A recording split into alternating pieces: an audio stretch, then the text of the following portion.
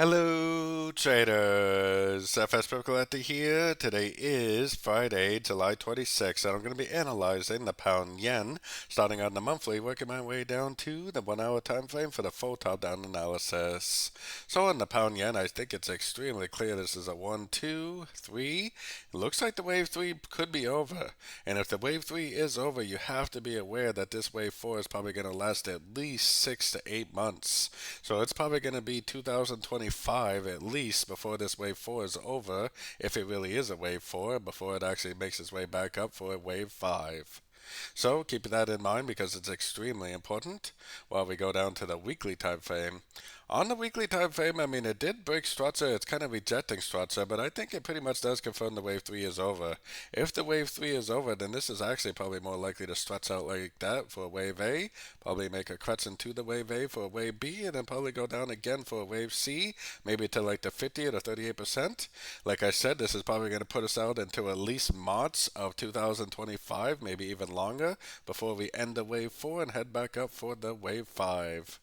So let's take it down to the daily time frame. On the daily time frame, we're definitely in a downtrend. I mean, it looks like a 1, 2, 3. Kind of looks like we're in a wave 4 now, and it needs to make a wave 5. But really, if this is actually a subdivision of a wave A, then it may not even be a 1, 2, 3, 4, 5. It may just be a subdivision of a much, much bigger downtrend. Either way, I am definitely still looking for shorts in a downtrend. Taking it down to the 4 hour time frame is where I got my Fibonacci retracement. I think there's a very good chance that this move up is going to be a cut into this move down, so I would expect it to go up to anywhere between the 38 and 78%.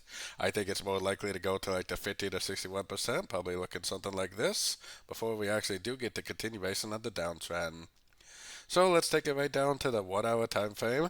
I really don't think the correction is over already. I think this is likely a wave A. I think this is likely a wave B.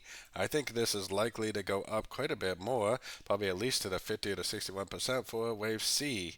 Then if we get an impulsive move down and a Fibonacci bounce, break up structure, I mean, it could happen at any one of these fib levels. It doesn't have to happen at the 50 or the 61. It could happen at any one of them.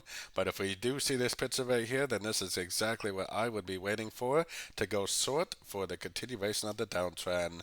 Like I was showing on the higher time frames, maybe it's a wave 3, maybe it's a wave 4, maybe it's a wave 5, or maybe it's just a subdivision of a much, much bigger downtrend, like a wave A of wave 4 on the weekly and monthly time frames, which I think is pretty likely. So don't forget to join my free Discord channel, which is linked over here in the corner. And as always, thank you and happy trading.